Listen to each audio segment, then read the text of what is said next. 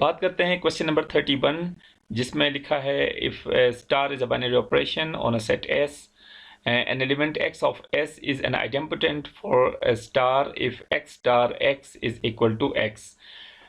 यहाँ तक जो स्टेटमेंट है वो बेसिकली एक डेफिनेशन है और वो डेफिनेशन आइडेम्पोटेंट एलिमेंट की है। यानी ग्रुप के अंदर या ग्रुप थ्योरी के अंदर आइडेम्पोटेंट एक कॉन्सेप्ट है। यानी ग्रुप के किसी एक मखसूस एलिमेंट को हम आइडेम्पोटेंट कहते हैं जब उस एलिमेंट को उसी एलिमेंट के साथ ऑपरेट करें तो उसका रिजल्ट दोबारा वही एलिमेंट आए। तो हम ये देखते हैं कि ग्रुप के अंदर इस तरह का एलिमेंट एग्जिस्ट अगर करे तो उस एलिमेंट को हम आइडेम्पोटेंट कहते हैं। यानी ग्रुप का वो एलिमेंट जिसे हम उसी एलिमेंट के साथ ऑपरेट करें तो रिजल्ट दोबारा हमें वही एलिमेंट मिले, तो उस एलिमेंट को हम आइडेम्पोटेंट कहते हैं। तो ये इसकी बेसिकली डेफिनेशन है, इसको इन्होंने बोल्ड भी किया हुआ है। बाकी आगे क्वेश्चन है कि prove that a group has exactly one idempotent element. हमने ये साबित करना है कि किसी भी ग्रुप के अंदर सिर्फ और सिर्फ एक ही आइडेम्पोटेंट एलिमेंट हो सकता है, एक से ज़्यादा या एक से कम आइडेम्पोटेंट एलिमेंट नहीं हो सकते। यानी ये है कि ग्रुप ऐसा भी नहीं है कि ग्रुप के अंदर कोई आइडेम्पोटेंट एलिमेंट ही ना हो, और ये भी नहीं हो सकता है कि किसी ग्रुप के अंदर एक से ज़्यादा आइडेम्पोटेंट एलिमेंट्स हों। तो सिर्फ और सिर्फ एक ही आइडेम्पोटेंट एलिमेंट होगा ग्रुप के अंदर, यही हमने प्रूफ करना है इसमें। तो इसके लिए हमें एक ग्रुप लेना होगा, जिसके लिए मैं लिख रहा हूँ let G star be a group, और इसके अंदर हमने ये साबित करना है कि इस ग्रुप के अंदर सिर्फ और सिर्फ एक ही आइडेम्पोटेंट एलिमेंट होगा। और इसको हम मल्टीपल वेज में हम प्रूव कर सकते हैं।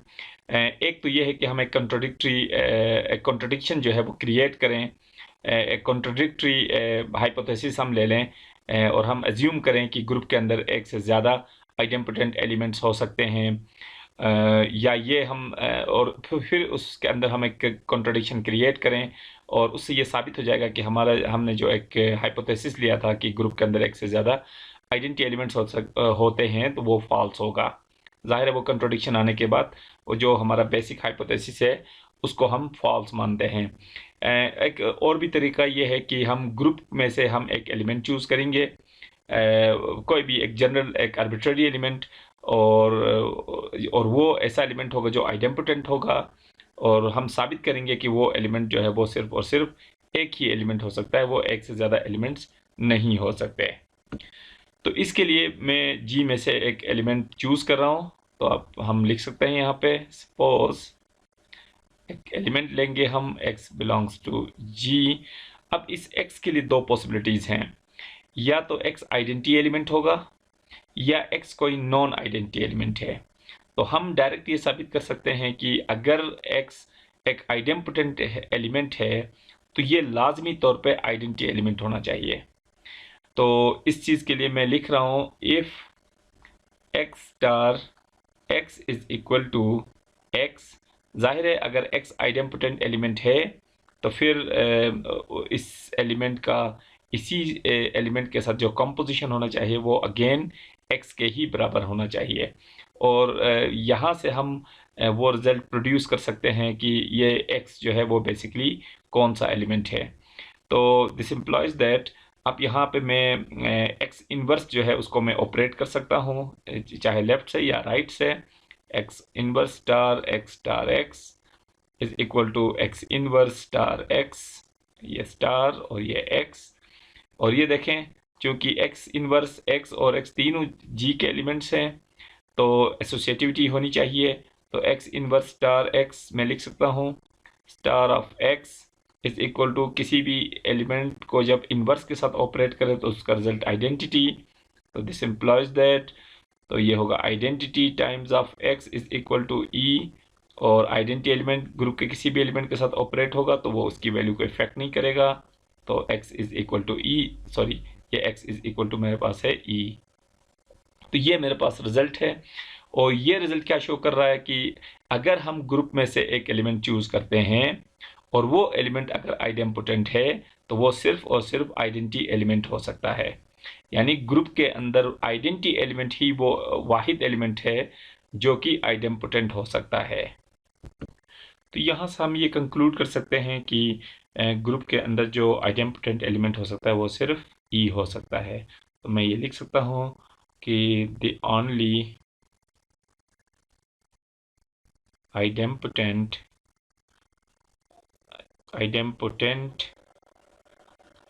ऑफ जी इज ई, यानी ग्रुप के अंदर जो वाहिद आइडेम्पोटेंट एलिमेंट हो सकता है वो है आइडेंटिटी एलिमेंट।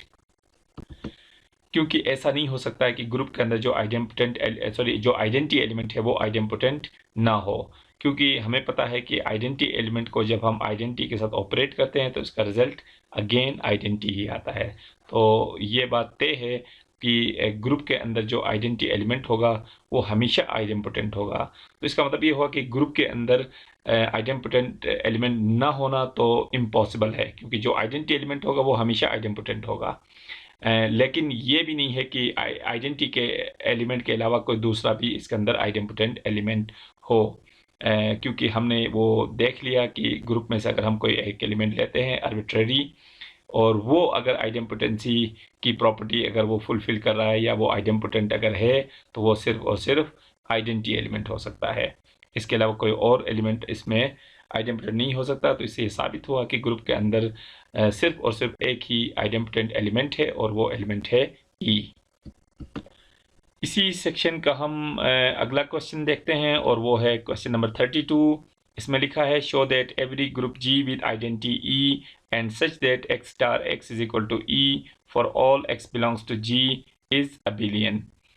यानी इसमें एक ग्रुप हमें दिया गया है जी और उसके अंदर आइडेंटिटी एलिमेंट है ई। डेफिनेटली अगर ये ग्रुप है तो उसके अंदर आइडेंटिटी एलिमेंट होगा जिसको ई से डिनोट किया गया है या रिप्रेजेंट किया गया है।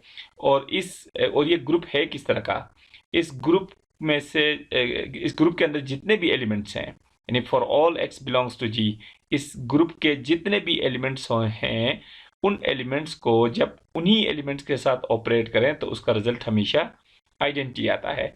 या हम ये कह सकते हैं कि इस ग्रुप के अंदर जितने भी एलिमेंट्स हैं उनमें से हर एलिमेंट का इन्वर्स वो खुद ही है, यानी हर एलिमेंट जो है वो अपने आप का इन्वर्स है।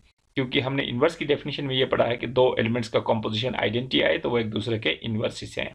तो यहाँ हमारे पास कंडीशन है कि x star x is equal to E, तो मतलब ये हुआ कि x का इन्वर्स x ही है। और ये बात जो है ना ग्रुप के तमाम एलिमेंट्स के लिए ट्रू है, यानी एक ऐसा ग्रुप हमारे पास है जिसके किसी भी एलिमेंट को उसी एलिमेंट के साथ कंपोज करें तो रिजल्ट हमेशा ई आता है। तो इस टाइप के एलिमेंट्स का एक सेट है जो कि ग्रुप भी है। तो हमने ये साबित करना है कि ये वाला जो ग्रुप है वो अबिलियन है। अबिलियन का मतलब है कि ये एक ऐसा ग्रुप है जिसके अंदर कम्यूटेटिव प्रॉपर्टी होल्ड करती है। तो हम देखते हैं इसका जो फॉर्मल प्रूफ हो सकता है हमारे पास। तो इसके प्रूफ के लिए हम पहले लेंगे let a G star be a group,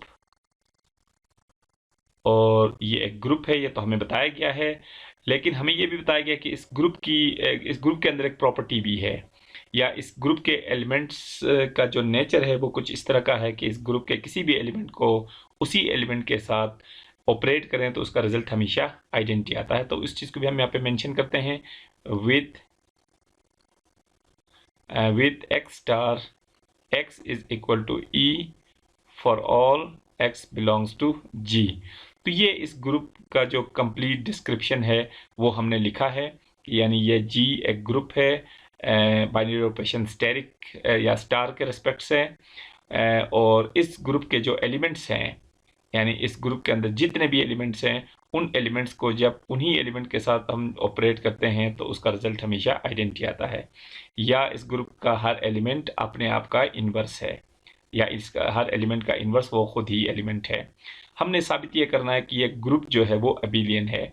तो किसी ग्रुप के अबिलियन होने के लिए जाहिर है उसके अंदर कम्यूटेटिव प्रॉपर्टी होनी चाहिए, एक ही प्रॉपर्टी रिक्वायर्ड होती है। अगर ग्रुप की 4 एग्जाम्स के साथ अगर एक एडिशनल प्रॉपर्टी भी हो, एग्जाम हो, कम्यूटेटिविटी, तो उस ग्रुप को फिर हम अबिलियन ग्रुप कहते हैं। तो हमने सिर्फ और सिर्फ इसकी जो कम्यूटेटिव प्रॉपर्टी है उसको टेस्ट करना है, और हम वेरीफाई करेंगे कि इस सेट के अंदर, इस ग्रुप के अंदर कम्यूटेटिव प्रॉपर्टी होल्ड करती है। और कम्यूटेटिविटी टेस्ट करने के लिए इस ग्रुप के हमें 2 एलिमेंट्स चाहिए होंगे। तो वो दो एलिमेंट्स हम पहले कंसीडर करते हैं। हम लिखते हैं let A and B belongs to G. तो ये दो एलिमेंट्स हमने लिए ग्रुप जी से, तो इसका मतलब क्या हुआ, ए अगर जी का एलिमेंट है तो इसका मतलब ये हुआ कि ए को जब मैं ए के साथ ऑपरेट करूं तो रिजल्ट आइडेंटिटी आना चाहिए, एंड बी को अगर मैं ऑपरेट करूं बी के साथ, इसका रिजल्ट बी आइडेंटिटी आना चाहिए, क्योंकि इस ग्रुप की डेफिनेशन ही ऐसी है कि इस ग्रुप के अंदर जो भी एलिमेंट आएगा उस एलिमेंट को जब उसी एलिमेंट के साथ ऑपरेट करें तो रिजल्ट आइडेंटिटी आएगा। ए अगर जी का एलिमेंट है तो फिर ए को ए के साथ ऑपरेट करने से भी रिजल्ट आइडेंटिटी आना चाहिए, और बी अगर जी का एलिमेंट है तो बी और बी का कॉम्पोजिशन भी आइडेंटिटी आना चाहिए। इसको हम इक्वेशन जो है वो 1 का नाम देते हैं, इसको इक्वेशन नंबर 2 का नाम देते हैं। हम लिख सकते हैं सिंस ये जो ए और बी का कॉम्पोजिशन है इसके बारे में भी हम कह सकते हैं कि ये जी का मेंबर होगा, क्योंकि ए और बी दोनों जी के मेंबर्स हैं और जी खुद एक ग्रुप है। तो ग्रुप के अंदर क्लोजर प्रॉपर्टी होती है, और क्लोजर प्रॉपर्टी ये कहती है कि ग्रुप के कोई से भी दो एलिमेंट्स हम चूज करें उनका कॉम्पोजिशन दोबारा उसी ग्रुप का एलिमेंट होगा। तो ए बी अगर जी के एलिमेंट्स हैं तो इन दोनों का जो कॉम्पोजिशन है वो लाजमी तौर पे जी से बिलोंग करना चाहिए, यानी इसको जी का मेंबर होना चाहिए। और इस ग्रुप के मेंबर्स की एक और भी प्रॉपर्टी है कि इस ग्रुप के जितने भी एलिमेंट्स हैं, यानी जितने भी एलिमेंट्स बिलोंग करते हैं इस ग्रुप से, उन एलिमेंट्स को जब हम उन्हीं एलिमेंट्स के साथ ऑपरेट करें तो रिजल्ट आइडेंटिटी आता है। तो ये प्रॉपर्टी फिर इस एलिमेंट के अंदर भी होनी चाहिए, क्योंकि ये भी जी का एलिमेंट है, तो फिर इस एलिमेंट को जब मैं इसी एलिमेंट के साथ ऑपरेट करूं तो रिजल्ट आइडेंटिटी आना चाहिए। तो मैं ये लिख सकता हूं this implies that A star B star A star B, इसका रिजल्ट आना चाहिए आइडेंटिटी, क्योंकि ए स्टार बी जी का एलिमेंट है और जी के हर एलिमेंट के लिए लाजमी है कि उस एलिमेंट को जब उसी के साथ ऑपरेट करें तो रिजल्ट आइडेंटिटी आना चाहिए। तो ये प्रॉपर्टी जो है फिर ए स्टार बी के लिए भी ट्रू होगी। अब हम इस एक्सप्रेशन को दोनों तरफ जो है इस एक्सप्रेशन के दोनों तरफ से हम ऑपरेट कर सकते हैं। मैं लेफ्ट साइड से ऑपरेट कर रहा हूँ ए और ए स्टार बी स्टार, और ये मेरे पास ए स्टार बी और ये स्टार बी, और ये मैं ऑपरेट कर रहा हूँ ए लेफ्ट से ई स्टार, और बी ऑपरेट कर रहा हूँ राइट से। तो इस ए को मैंने ऑपरेट किया इस एक्सप्रेशन के साथ लेफ्ट से, और बी को मैंने इसी एक्सप्रेशन के साथ ऑपरेट किया राइट से, और यही काम फिर हमने राइट साइड पे भी करना है कि राइट साइड पे जो हमारे पास आइडेंटिटी है उसको लेफ्ट से हमने उसके लेफ्ट से हमने ए ऑपरेट करना है और उसके राइट से हमने बी ऑपरेट करना है। तो इसके बाद हमारे पास जो रिजल्ट आएगा, चूंकि ए बी दोनों जी के एलिमेंट्स हैं और जी ग्रुप है और उसके अंदर एसोसिएटिविटी है, तो मैं इन तीनों के ऊपर एसोसिएटिविटी अप्लाई करके इसको मैं यूँ लिख सकता हूँ ए स्टार ए, और ये होगा स्टार बी, और ये होगा स्टार ए स्टार, ये होगा मेरे पास B star B is equal to, ये मेरे पास होगा अब चूंकि आइडेंटिटी एलिमेंट है ए, जब आइडेंटिटी के साथ ऑपरेट होगा तो ए ही रिजल्ट आएगा ए स्टार बी। और यहाँ पे देख लें ए स्टार ए, ये ऊपर हमने इक्वेशन 1 में बताया कि ए स्टार ए की वैल्यू आइडेंटिटी है, तो मैं लिख सकता हूँ ई स्टार बी, और ये स्टार ये मेरे पास A star B again equation number 2 से, ये भी आइडेंटिटी इज इक्वल टू, ये मेरे पास आएगा ए स्टार बी, और फर्दर इसको हम लिख सकते हैं E star B is B star A star E, यानी ए और ई का जो कॉम्पोजिशन होगा वो ए होगा क्योंकि ई आइडेंटिटी एलिमेंट है, is equal to A star B. तो यही वो रिलेशन था जो हमने साबित करना है या साबित करना था कि इस ग्रुप, और ये देखें ए और बी दोनों जी के एलिमेंट्स हैं, ग्रुप जी के एलिमेंट्स हैं, और हमने साबित कर दिया कि बी और ए का कॉम्पोजिशन बराबर है ए और बी के कॉम्पोजिशन के, और यही कम्यूटेटिविटी है। और इस कंडीशन के होल्ड करने से ये पता चला कि ये जो ग्रुप जी है वो basically is a commutative group है। कम्यूटेटिव ग्रुप कहते हैं या इसको हम अबेलियन ग्रुप कहते हैं। ये बिल्कुल सिनोनिम्स है एक दूसरे के लिए।